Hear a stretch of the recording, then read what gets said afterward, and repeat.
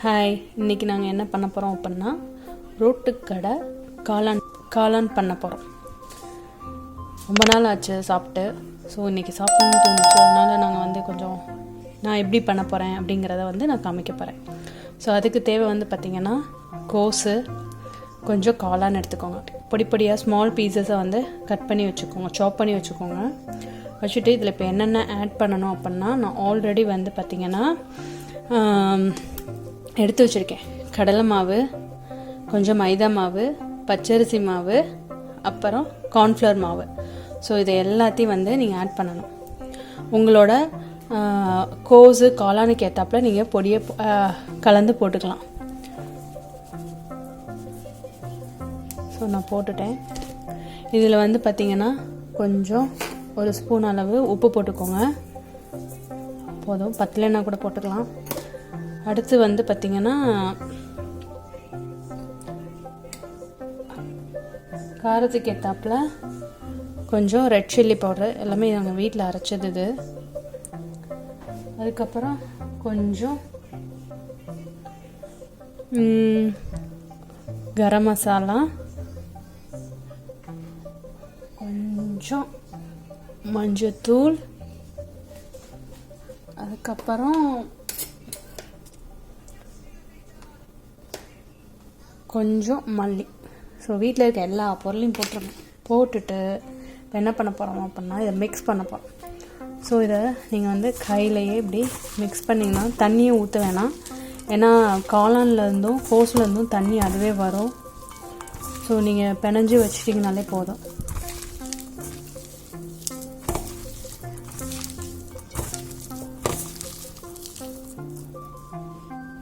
நான் இப்போ நல்லா பிணைஞ்சு வச்சுருக்கேன். இந்த பிணைஞ்சு வச்சதை இப்படி உருண்டை மாட்டை ஊற்றணும். தண்ணியை நான் ஊற்றலை, தண்ணி ஊற்றாதீங்க. இப்படி உருண்டை மாட்டை பிடிச்சி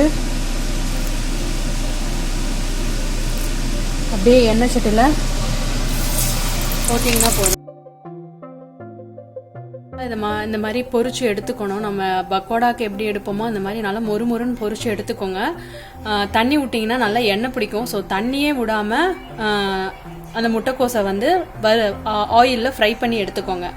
எடுத்துட்டதுக்கப்புறம் தனியாக ஒரு பேனில் எண்ணெய் ஊற்றிடுங்க. கொஞ்சம் சோம்பு, அதுக்கப்புறம் கொஞ்சம் கடுகு. இது கொஞ்சம் பொரிஞ்ச பிறகு கொஞ்சம் கருவேப்பிலை,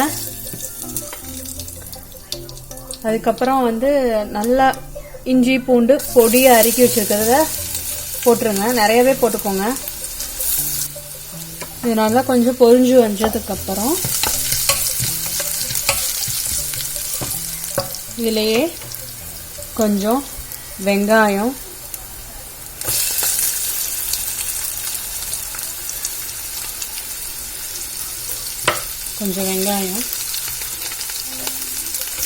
அதுக்கப்புறம் நல்லா பொடியாக தக்காளி, நறுக்கி வச்ச தக்காளி, ஒரு தக்காளி போடுங்க.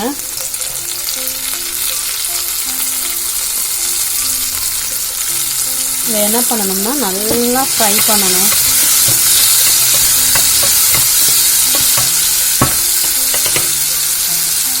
கொஞ்சம் உப்பு போட்டிங்கன்னா சீக்கிரம் ஆகும். பண்ணிவிட்டு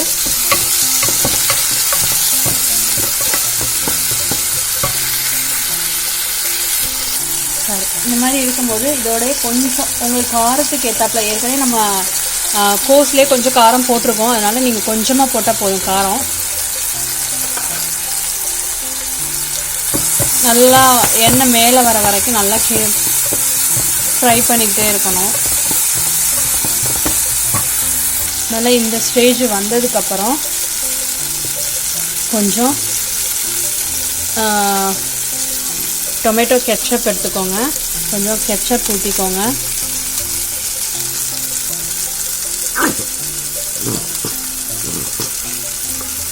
ஆல்ரெடி நம்ம தக்காளி போட்டிருக்கோம், அதனால் கொஞ்சம் கெட்சப் போட்டால் போதும். அதுக்கப்புறம் கொஞ்சம் சோயா சாஸ், அதுக்கப்புறம் கொஞ்சம் ரெட் சில்லி சாஸ்.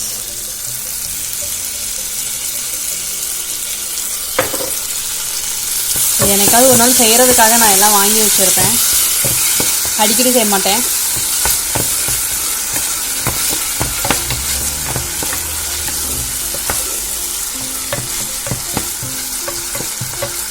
பண்ணி முடித்ததுக்கப்புறம் ஸ்லோவில் வச்சு இப்போ நம்ம இங்கே பிச்சு வச்சுருக்கோம் பார்த்தீங்களா, இதெல்லாம் தூக்கி இதில் போடணும். பார்த்துக்கோங்க. இப்போ இதை மிக்ஸ் பண்ணதுக்கப்புறம் நான் கொஞ்சம் இந்த கடலை மாவு, கொஞ்சம் கார்ன்ஃப்ளவர் மாவு, மைதா மாவு கொஞ்சம் மிச்சம் இருந்துச்சு, அதை நான் இப்போ கலக்கி வச்சுருக்கேன். இது கூட ஊற்ற போகிறேன். இது ஊற்றுனீங்கன்னா கொஞ்சம் கெட்டியாக இருக்கும், அவ்வளோதான். உங்களுக்கு வேணாட்டி அப்படின்னா நீங்கள் ஊற்ற தேவையில்லை, அவ்வளோதான். ரோட்டுக்கடை காளான் ரெடி.